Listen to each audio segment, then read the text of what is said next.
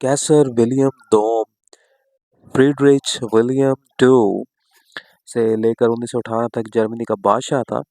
इसका बायां बाजू पैदाइशी तौर पर नाकिस और छोटा था। कहा जाता है कि इसके गैर मुतदल मिजाज का सबब इसका यही उज़ू याती नुक्स था। कैसर विलियम ही की गैर मतबराना सियासत के नतीजे में पहली जंग 1914 से 1918 छिड़ी। इसमें एक तरफ जर्मनी और इसके साथी थे और दूसरी तरफ बरतानिया और इसके साथी।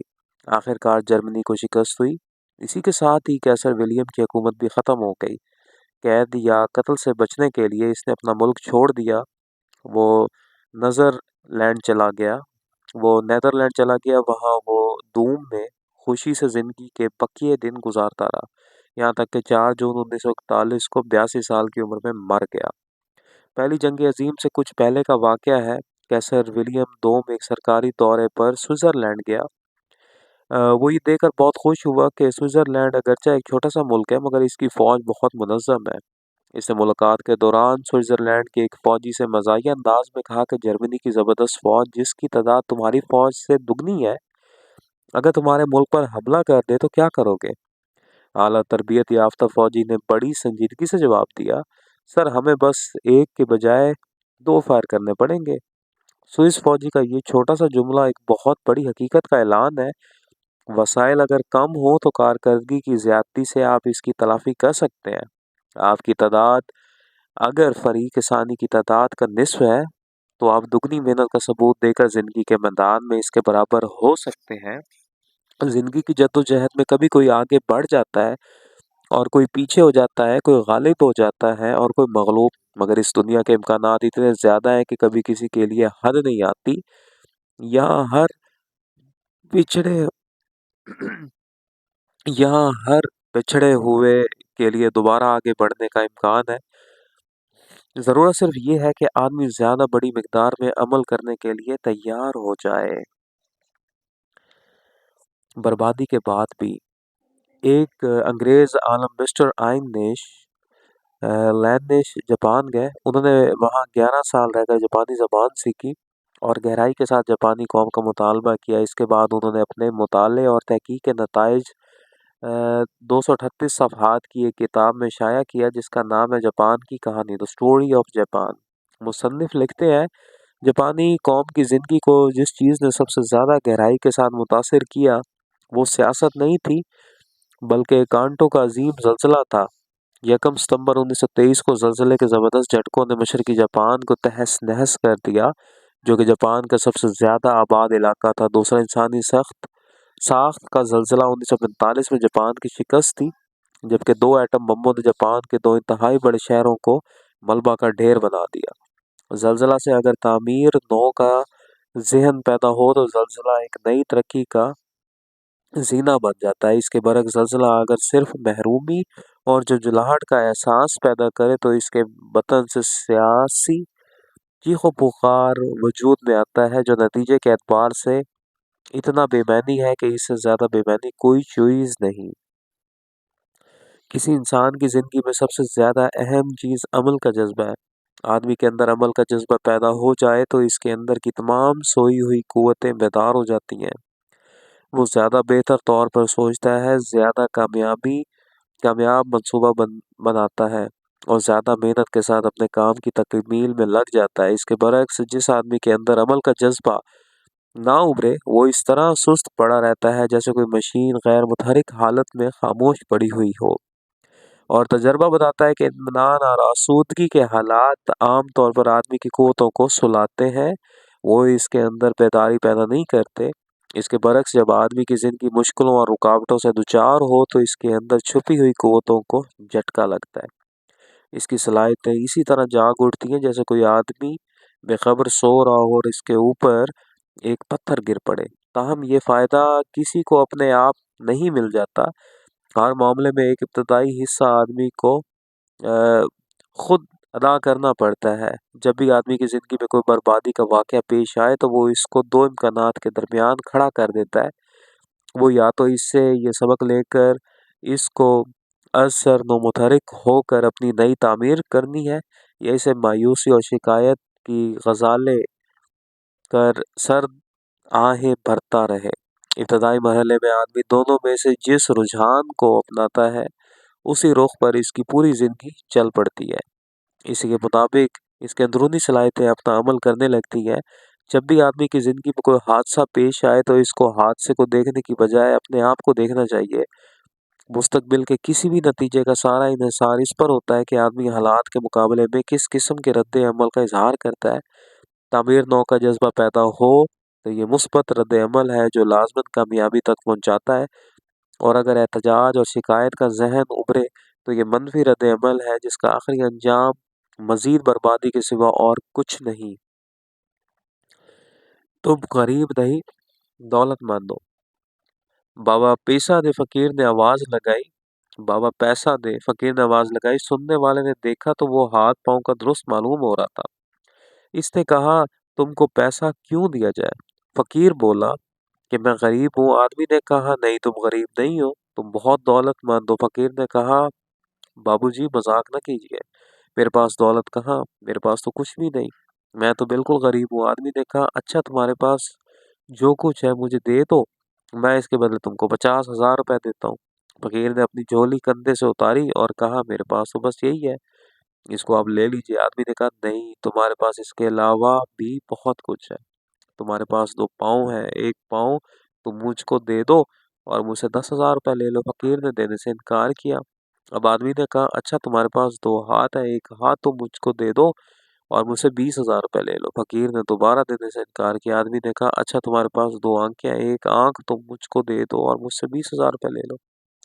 फकीर ने अब भी देने से इनकार किया। आदमी ने कहा, देखो तुम्हारे पास दो पाँव, दो हाथ और दो आंखें हैं, मैंने सिर्फ एक एक के दाम लगाए तो 50,000 रुपये हो गए।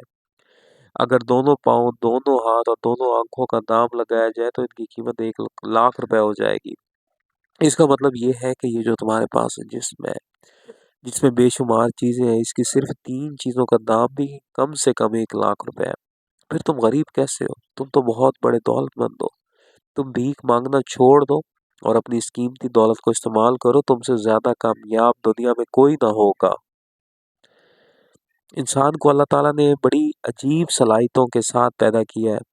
आम हालात में इसका अंदाजा नहीं होता, अलबत्ता कोई चीज ना रहे तो उस वक्त मालूम होता है कि वो कैसी कीमती थी। जेम्स टॉम्स दिल्ली का एक मशीन ऑपरेटर है। इसकी उम्र 24 साल है। बीमारी की वजह से इसके दोनों गुर्दे खराब हो गए। इसने ऑल इंडिया मेडिकल इंस्टीट्यूट में दाखिला लिया। डॉक्टर ने बताया कि इसके लिए ज़िंदगी की सूरत सिर्फ ये है कि वो किसी शख्स से एक गुर्दा बतौर अतिया हासिल करे। गुर्दा एक खालिश कुदरती पैदावार है। किसी इंसान कारखाना खरब या खरब रुपया खर्च करके भी गुर्दा बनाया नहीं जा सकता। ताहम ये कीमती गुर्दा अगर कोई शख्स बतौर अतिया दे दे तो डॉक्टरों की फीस और सर्जरी के अखराजात छोड़ने के बाद भी जेम्स टॉम्स को 45,000 रुपये दरकार थे ताकि ये गुर्दा इसके जिस्म में नस्ब किया जा सके। टाइम्स ऑफ इंडिया 10 जनवरी 1980। हकीकत यह है कि आदमी के पास कुछ ना हो तब भी इसके पास बहुत कुछ होता है। ये जिस्म और ये दिमाग जो हमको मिला हुआ है, ये तमाम कीमती चीज़ों से ज़्यादा कीमती है। आदमी अगर अपने जिस्म और दिमाग की सलाहियतों को भरपूर इस्तेमाल करे तो वो दुनिया की हर कामयाबी हासिल कर सकता है। कोई चीज़ इसके लिए नामुमकिन नहीं। अगर आपके पास हाथ है जिससे आप पकड़ें और पाँव है जिससे आप चलें, आपके पास आंखें हैं जिससे आप देखें और ज़बान है जिससे आप बोलें, तो गोया आपके पास सब कुछ है, क्योंकि इनके ज़रिए से दुनिया की तमाम चीज़ें हासिल की जा सकती हैं। कोई चीज़ भी इनके दायरे से बाहर नहीं।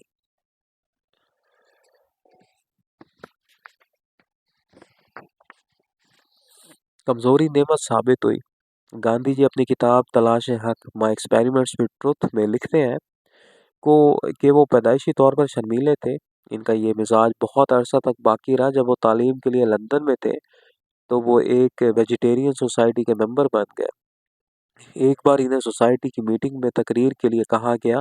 वो खड़े हुए मगर कुछ बोल ना सके। इनकी समझ में नहीं आता था कि वो अपने ख्यालात को किस तरह जाहिर करें। बिलाखिर वो शुक्रिया के चंद कलमात कहकर बैठ गए। एक और मौके पर इनको मदऊ किया गया वो सब्जी खोरी के बारे में अपने ख्यालात जाहिर करें। इस बार उन्होंने अपने ख्यालात एक कागज पर लिख लिए, मगर जब वो खड़े हुए तो वो अपना लिखा हुआ भी ना पढ़ सके। इनकी ये हालत देखकर एक शख्स ने मदद की और इनकी लिखी हुई तहरीर को पढ़कर सुनाया। गांधी जी ने वकालत का इम्तिहान पास करने के बाद मुंबई में प्रैक्टिस शुरू की, मगर यहाँ भी इनका शर्मीलापन इनके लिए रुकावट बन गया। पहला केस लेकर जब वो जज के सामने खड़े हुए तो हाल ये हुआ कि इनका दिल बैठने लगा और वो कुछ बोल ना सके। चुनांचे उन्होंने अपने मौक्कल से कहा कि तुम्हारे केस की वकालत नहीं कर सकता, तुम कोई दूसरा वकील तलाश कर लो। बज़ाहिर ये सब कमी की बातें हैं, मगर गांधी जी लिखते हैं कि ये कमियां बाद को मेरे लिए बहुत बड़ी नेमत एडवांटेज साबित हुई। इस सिलसिले में इनके अल्फाज ये है: My hesitancy in speech, which was once an annoyance, is now a pleasure. Its greatest benefit has been that it has taught me the economy of words. I have naturally formed the habit of restraining my thoughts, and I can now give myself a certificate that a thoughtless word hardly ever escaped my tongue or pen. बोलने में मेरी ये हिचकिचाहट जो कभी मुझे तकलीफ दे मालूम होती थी, अब वो मेरे लिए एक मुसरत है। इसका सबसे बड़ा फ़ायदा ये हुआ कि इसने मुझे मुख्तसर अल्फाज में बोलना सिखाया। मेरे अंदर फितरी तौर पर यह आदत पैदा हो गई कि मैं अपना ख्यालात पर काबू रखूं। अब मैं एतमाद के साथ कह सकता हूँ कि वह मुश्किल ही कभी ऐसा होता है कि कोई लायानी लफ्ज़ मेरी ज़बान या कलम से निकले। गांधी जी अपनी इस खसूसियत में मशहूर है कि वो बहुत सोची समझी बात बोलते थे और सादा और मुख्तसर अल्फाज में कलाम करते थे, मगर ये इम्तियाज़ी खसूसियत इनको सिर्फ एक गैर इम्तियाज़ी खसूसियत के ज़रिए हासिल हुई, वो ये कि वो अपने बढ़े हुए शर्मीलेपन की वजह से इब्तदान लोग के सामने बोल ही नहीं पाते थे। सड़क बंद है, सड़क की मुरम्मत हो रही हो तो सड़क के दरमियान में एक बोर्ड लगा दिया जाता है जिस पर लिखा होता है सड़क बंद है, मगर इसका मतलब कभी ये नहीं होता कि सिरे से रास्ता बंद हो गया है और अब आने जाने वाले अपनी गाड़ी रोक कर खड़े हो जाएं। इसका मतलब सिर्फ ये होता है कि ये सामने की सड़क बंद है। हर शख्स को इस किस्म के बोर्ड के मैनी मालूम है। चुनांचे सवारियां जब वहां पहुंचकर बोर्ड को देखती हैं तो वो एक लम्हे के लिए नहीं रुकती। वो दाएं बाएं घूमकर अपना रास्ता निकाल लेती हैं और आगे जाकर दोबारा सड़क पकड़ लेती हैं। और अगर किसी वजह से दाएं बाएं रास्ता ना हो तब भी सवारियों के लिए कोई मसला नहीं, वो अतराफ की सड़कों से अपना सफर जारी रखती हैं। कुछ दूर आगे जाकर दोबारा इन्हें असली सड़क मिल जाती है और इस पर अपना सफर जारी रखते हुए वो मंजिल पर पहुंच जाती है। इसी तरह कुछ मिनटों की ताख़ीर तो ज़रूर हो सकती है, मगर ऐसा कभी नहीं होता कि इनका सफ़र रुक जाए या वो मंजिल पर पहुंचने में नाकाम रहे। यही सूरत ज़िंदगी के सफ़र की भी है। ज़िंदगी की जद्दोजहद में कभी ऐसा होता है कि आदमी महसूस करता है कि इसका रास्ता बंद है, मगर इसका मतलब सिर्फ ये होता है कि सामने का रास्ता बंद है, ना कि हर तरफ का रास्ता बंद। जब भी एक रास्ता बंद हो तो दूसरे बहुत से रास्ते खुले हुए होंगे। अक्लमंद शख्स वो है जो अपने सामने सड़क बंद है का बोर्ड देकर रुक न जाए, बल्कि दूसरे रास्ते तलाश करके अपना सफर जारी रखे। एक मैदान में मौका ना हो तो दूसरे मैदान में अपने लिए मौका का तलाश कर लीजिए। हरीफ से बराह रास्त मुकाबला मुमकिन ना हो तो बिलवास्ता मुकाबला का तरीका इख्तियार कीजिए। आगे की सफ में आपको जगह ना मिल रही हो तो पीछे की सफ में अपने लिए जगह हासिल कर लीजिए। टकराव के जरिए मसला हल होता नजर ना आता हो तो मुसालिहत के जरिए मसले के हल की सूरत निकाल लीजिए। दूसरों का साथ हासिल ना हो रहा हो तो तन्हा अपने काम का आगाज कर दीजिए। छत की तामीर का सामान ना हो तो बुनियाद की तामीर में अपने को लगा दीजिए। बंदों से मिलता हुआ नजर ना आता हो तो खुदा से पाने की कोशिश कीजिए।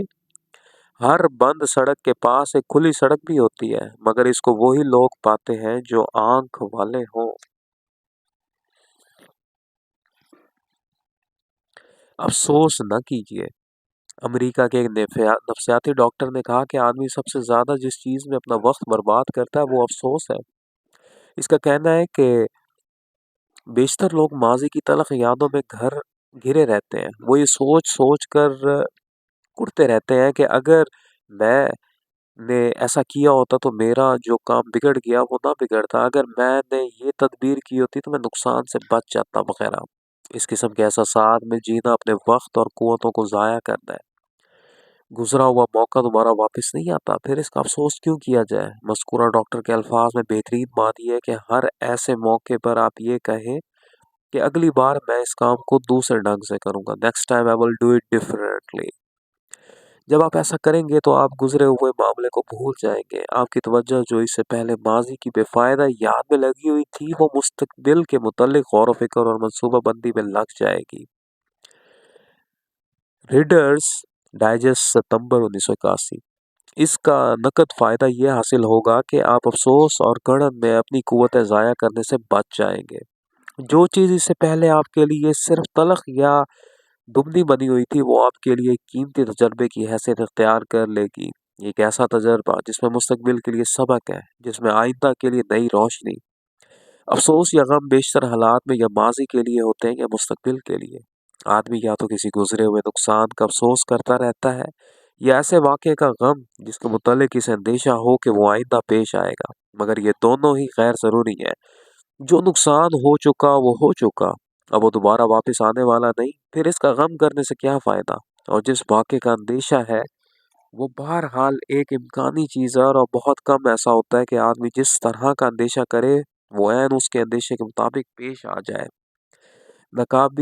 ناکامی زینہ بن گئی. اسپنسر مدراس شہر کی ایک بہت مشہور دکان ہے. ایک بار آگ نے اس دکان کو برباد کر دیا، مگر اس نے بہت جلد اپنی تجارت دوبارہ بحال کر لی. اس طرح کہ اس نے اپنی دکان کے سامنے ایک تختہ لگا دیا جس پر لکھا ہوا تھا: یقین جانیے ہماری دکان آج واحد دکان ہے جہاں صرف تازہ مال موجود ہے. When a fire devastated Spencer's, Madras City's most famous store, it quickly regained business by putting up a sign reading, "You bet ours is the only store today with nothing but fresh stock." یہ ایک مثال ہے جس سے اندازہ ہوتا ہے کہ آدمی بربادی سے دوچار ہونے کے بعد اگر اپنی عقل کو نہ کھوئے تو وہ نہ صرف دوبارہ کامیابی حاصل کر سکتا ہے بلکہ اپنی ناکامی کو اپنے لیے نئی کامیابی کا زینہ بنا سکتا ہے. مدراس کی مذکورہ دکان آگ سے جل کر تباہ ہو گئی تھی. بظاہر یہ بربادی کا واقعہ تھا، مگر اس واقعے کو دکاندار نے زینہ کے طور پر استعمال کیا. دکان کے آگ میں جل جانے کے معنی یہ ہے کہ پچھلا سامان جو دکان میں تھا سب ختم ہو چکا ہے. اب دکان نے فوراً سامان لا کر دکان میں رکھ دیا اور پھر خریدار کی اس نفسیات کو استعمال کیا کہ وہ ہمیشہ تازہ بنا ہوا مال پسند کرتا ہے. اس نے جب مذکورہ اعلان کیا تو عوام نے فوراً اس کو صحیح سمجھ لیا، کیونکہ وہ جانتے تھے کہ یہ دکان آگ میں جل کر تباہ ہو چکی ہے. انہوں نے یقین کر لیا کہ اس کا سب سامان بالکل نئے اور خریداری کے لیے ٹوٹ پڑے. گزرے ہوئے نقصان کو اس نے بہت جلد زیادہ بکری کے ذریعے حاصل کر لیا. اس دنیا میں اس وقت بھی نیا امکان چھپا ہوا موجود ہوتا ہے جبکہ آدمی کا اثاثہ جل کر راکھ ہو گیا. اور آدمی کو چاہیے کہ وہ کبھی بھی مایوس نہ ہو. بربادی سے دوچار ہونے کے بعد فوراً ہی وہ اپنی عقل کو نئی راہ تلاش کرنے میں لگا دے. وہ پائے گا کہ جہاں اس کے لیے ایک امکان ختم ہوا تھا وہیں دوسرا زیادہ بہتر امکان اس کا انتظار کر رہا ہے. جہاں ایک تاریخ ختم ہوئی تھی وہیں اس کے لیے ایک نئی تاریخ شروع ہو گئی ہے.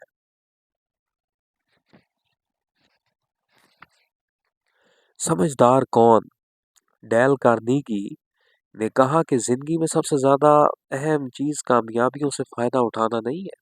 ہر بیوقوف آدمی ایسا کر سکتا ہے. حقیقی معنوں میں اہم چیز یہ ہے کہ تم اپنے نقصانات سے فائدہ اٹھاؤ. اس دوسرے کام کے لیے ذہانت درکار ہے، اور یہی وہ چیز ہے جو ایک سمجھدار اور ایک بیوقوف کے درمیان فرق کرتی ہے. The most important thing in life is not to capitalize on your gains. Any fool can do that. The really important thing is to profit from your losses. That requires intelligence, and it makes a difference between a man of sense and a fool. اس دنیا میں اتفاقاً ہی کبھی ایسا ہوتا ہو کہ آدمی صرف کامیابیوں کے درمیان ہو اور اس کے لیے اس کے سوا اور کوئی کام نہ ہو کہ وہ بس کامیابیوں سے بے روک ٹوک فائدہ اٹھاتا رہا. بیشتر حالات میں یہ ہوتا ہے کہ آدمی اپنے آپ کو مشکل اور نقصانات کے درمیان پاتا ہے اور اس کو مشکلوں اور نقصانات سے گزرتے ہوئے اپنی منزل تک پہنچنا پڑتا ہے. اس دنیا میں صرف وہ لوگ کامیاب ہوتے ہیں جو اس ہوش مندی کا ثبوت دیں کہ وہ منافقت حالات کی شکایت کرنے کے بجائے ناموافق حالات کا استقبال کرنا جانتے ہوں، جو مشکلوں کے خلاف فریاد کرنے کی بجائے مشکلوں کو حل کرنے کی تدبیر کرتے ہوں. نقصان سے فائدہ اٹھانا یہی واحد خصوصیت ہے جو اس دنیا میں کسی کو کامیاب کرتی ہے. کسی فرد ہو कोई फर्द हो या कोई कौम, दोनों को इस दुनिया में इसी एक इम्तिहान में खड़ा होना पड़ता है। इस दुनिया में कामयाब वो नहीं जिसको मुश्किलें पेश ना आए, यहाँ कामयाब वही है जो मुश्किलों के बावजूद कामयाब हो सके। यहाँ मंजिल पर वो पहुंचता है जो रास्ते की दुश्वारियों के बावजूद अपना सफर तय कर सके। तारीख साजी, बी टेकमैन का कॉल है कि तारीख गलत अंदाजा का ज़हूर है। History is the unfolding of miscalculation. इसका मतलब ये है कि हाल के एतबार से मुबसरीन तारीख के बारे में एक राय कायम करते हैं, मगर हाल जब मुस्तकबिल बनता है तो मालूम होता है कि लोगों के अंदाजे बिल्कुल गलत थे। मुस्तकबिल अक्सर हालात में उससे मुख्तलिफ सूरत में ज़ाहिर होता है जो इब्तदाई तौर पर समझने वालों ने इसके बारे में समझा था। मिसाल के तौर पर 6 ईस्वी में रसूल सल्लल्लाहु अलैहि वसल्लम और कुरैश के दरमियान सुलह हदीबिया हुई थी। इस वक्त कुरैश के तमाम लोगों ने यह समझा कि मुसलमानों ने खुद अपने खात्मे के कागज पर दस्तखत कर दिए हैं, मगर बाद के सालों ने बताया कि इस बज़ाहिर हार में फतह का अजीम मुस्तकबिल छुपा हुआ था। मौजूदा ज़माने में 1945 में जब अमेरिका के जंगी जहाज फिजा में चिंगाड़ते हुए जापान पर एटम बम गिराने के लिए रवाना हुए, तो अमेरिका का अंदाज़ा यही था कि वो जापान को हमेशा के लिए राख का ढेर बना रहे हैं। मगर इसका वाकया मगर इस वाक़ये के 40 साल बाद लोगों ने देखा कि जापान दुनिया की सबसे बड़ी सनती ताकत बनकर उभर आया है। इससे मालूम होता है कि इंसानी तारीख को बनाने वाला खुद इंसान नहीं, ये दरअसल खुदा है जो इंसानी तारीख को अपनी मर्जी के मुताबिक कोई एक या दूसरी सूरत देता है। तारीख की सूरत गरी का फैसला गैब से होता है, ना कि ज़ाहरी अहवाल से। तारीख के इस मुताले में इन लोगों के लिए तसल्ली का सामान है जिनके मुतालिक दुनिया के मुबसरीन समझ लें कि वो बुझ चुके हैं या इनको मिटाया जा चुका है, क्योंकि वाक़यात बताते हैं कि इस दुनिया में बज़ाहिर बुझी हुई राख से शरारे ज़ाहिर हो जाते हैं।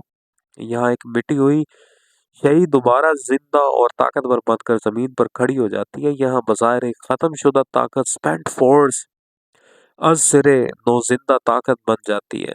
ज़ाहिरी हालात से कभी मायूस ना हो, एन मुमकिन है तारीखी अगला वर्क उल्टे तो ऐसा अंजाम सामने आए जो ज़ाहिरी हालात से बिल्कुल मुख्तलिफ हो। कोई चीज़ मुश्किल नहीं।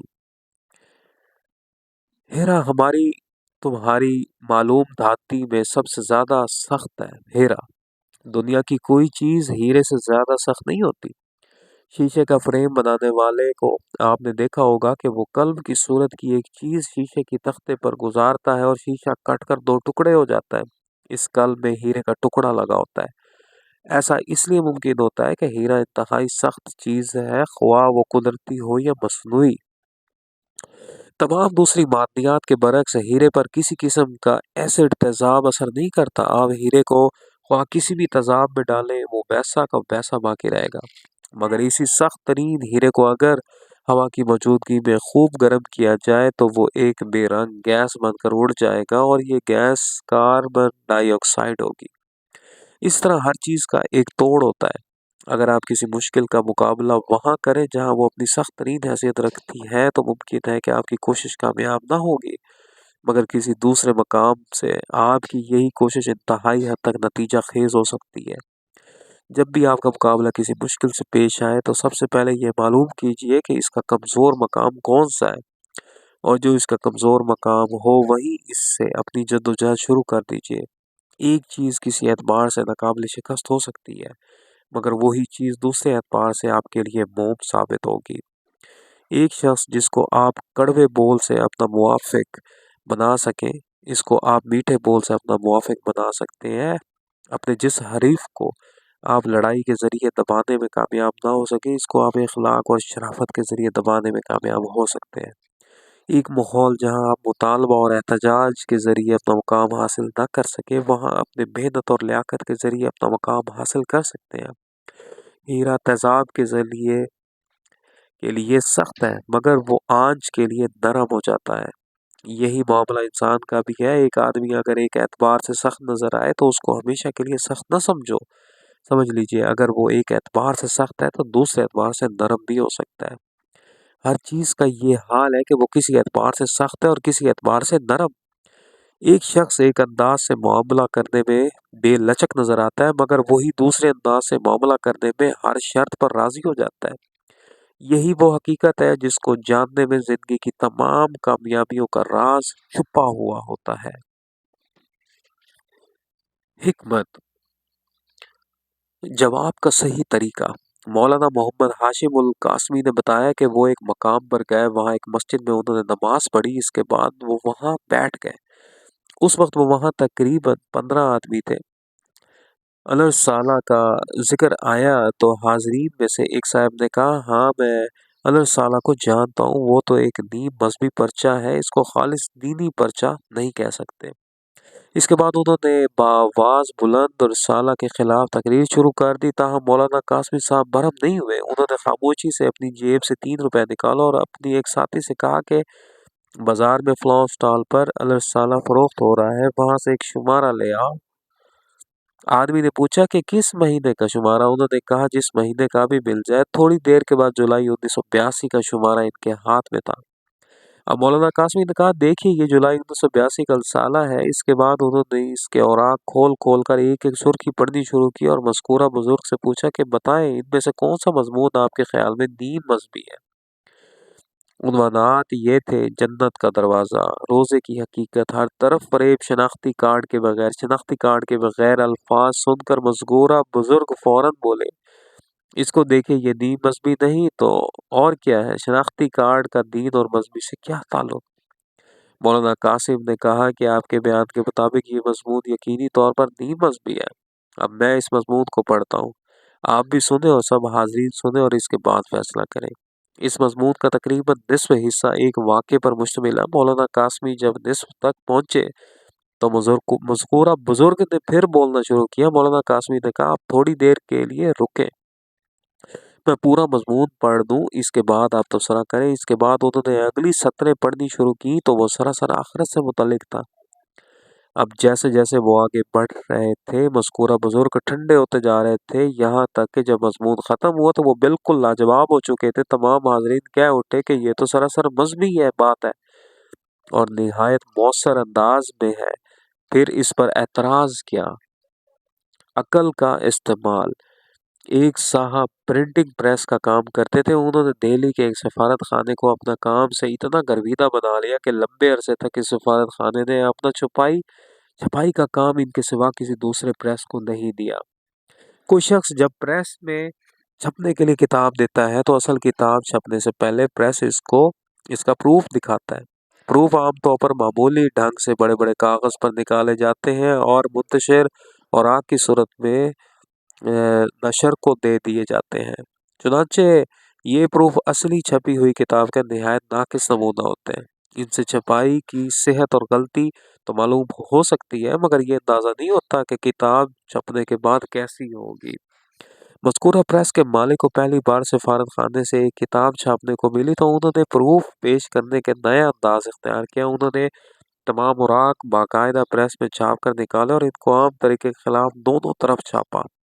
اس طرح پوری کتاب کا ہر فارم اچھے کاغذ پر چھاپ کر اس کو کتاب کی طرح موڑ اور اس کی جلد بندی کر کے پوری کتاب کا ایک پیشگی نمونہ تیار کر دیا۔ انہوں نے پروف کے بجائے یہ کتاب سفارت خانے کے سامنے پیش کی۔ سفارت خانے کے ذمہ دار اس باقاعدگی کو دیکھ کر بہت خوش ہوئے اور اپنا چھپائی کا تمام آرڈر ان کے حوالے کر دیا۔ چند سال کے بعد ایسا ہوا کہ کسی دوسرے پریس نے سفارت خانہ والوں سے کہا کہ جس پریس سے آپ چھپواتے ہیں وہ آپ سے زیادہ دام چارج کرتا ہے، آپ ہم کو اپنی فرمائش دیں، ہم کم نرخ پر ویسی ہی کتاب چھاپ کر آپ کو دیں گے۔ سفارت خانہ والے اس کے کہنے میں آ گئے اور آزمائش طور پر ایک کتاب کی چھپائی کا کام اس کے حوالے کر دیا۔ کچھ دنوں بعد جب پریس کی طرف سے کتاب کے پروف آئے تو وہ عام قاعدے کے مطابق معمولی کاغذ کے ایک پلندے کی صورت میں تھے۔ نیز زیادہ اہتمام نہ کرنے کی وجہ سے چھپائی بھی ویسی نہ تھی جیسی اصل کتاب کی ہوتی ہے۔ یہ پروف جب سفارت خانے کے ذمہ دار کے سامنے آیا تو وہ ان کو دیکھ کر بگڑ گیا۔ وہ سمجھا کہ کتاب کی چھپائی کا معیار بھی یہی ہوگا۔ اس نے اس کو نااہل سمجھ کر اس کو دیا ہوا آرڈر منسوخ کر دیا اور دوبارہ سابقہ پریس سے فرمائش کی کہ وہ اس کا کام کرے۔ اگر آپ کے اندر کوئی جوہر ہے تو اس کی قیمت بہرحال آپ کو مل کر رہے گی۔ لچک بھی ضروری ہے۔ دکاندار کے یہاں ایک آدمی آیا، اس کو کپڑا خریدنا تھا۔ کپڑے نے کپڑا اس نے پسند کر لیا، مگر دام کے لیے تقریباً آدھا گھنٹے تک تکرار ہوتی رہی۔ نہ تو دکاندار کم کرنے پر راضی ہوتا تھا، نہ خریدار بڑھانے پر۔ آخر دکاندار نے اس قیمت میں کپڑا دے دیا جس پر گاہک اصرار کر رہا تھا۔ ایک بزرگ نے اس وقت دکان میں بیٹھے ہوئے تھے۔ جب گاہک چلا گیا تو انہوں نے کہا، جب تمہیں گاہک کی لگائی ہوئی قیمت پر کپڑا دینا تھا تو پہلے دے دیا ہوتا۔ آخر اتنا دیر تک اس کا اور اپنا وقت کیوں ضائع کیا؟ حضرت آپ سمجھے نہیں، دکاندار نے کہا، میں اس کو پکا کر رہا تھا۔ اگر میں اس کی لگائی ہوئی قیمت پر فوراً سودا دے دیتا تو وہ شبہ میں پڑ جاتا اور خریدے بغیر واپس چلا جاتا۔ اس کے علاوہ میں یہ اندازہ کر رہا تھا کہ وہ کہاں تک جا سکتا ہے۔ جب میں نے دیکھا کہ وہ اس سے آگے بڑھنے والا نہیں ہے تو میں نے اس کو کپڑا دے دیا۔ جب دو فریقوں کے درمیان مقابلہ ہو تو لازماً ایسا ہوتا ہے کہ ہر فریق اپنی اپنی مرضی کے مطابق معاملہ طے کرانا چاہتا ہے۔ ایسے موقع پر بلا شبہ عقل مندی کا تقاضا ہے کہ اپنی مانگ پر اصرار کیا جائے، مگر اسی کے ساتھ عقل مندی ہی کا دوسرا لازمی تقاضا یہ بھی ہے کہ آدمی اپنی حدود کو جانے اور اس کے لیے تیار رہے کہ بالآخر کہاں پہنچ کر اس کو راضی ہو جانا ہے۔ اس اصول کو ایک لفظ میں توافق، ایڈجسٹمنٹ کہہ سکتے ہیں۔ یہ توافق زندگی کا ایک راز ہے۔ یہ موجودہ دنیا میں کامیابی کا اہم ترین اصول ہے۔ اس اصول کی اہمیت ذاتی معاملات کے لیے بھی ہے اور قومی معاملات کے لیے بھی۔ اس اصول کا خلاصہ یہ ہے کہ آدمی اپنے آپ کو جاننے کے ساتھ دوسروں کو بھی جانے۔ موجودہ دنیا میں وہی شخص کامیاب ہوتا ہے جو دو طرفہ تقاضوں کی رعایت کر سکے۔ جو شخص یک طرفہ پر صرف اپنی خواہشوں کے پیچھے دوڑے، اس کے لیے موجودہ دنیا میں ناکامی اور بربادی کے سوا کوئی اور چیز مقدر نہیں۔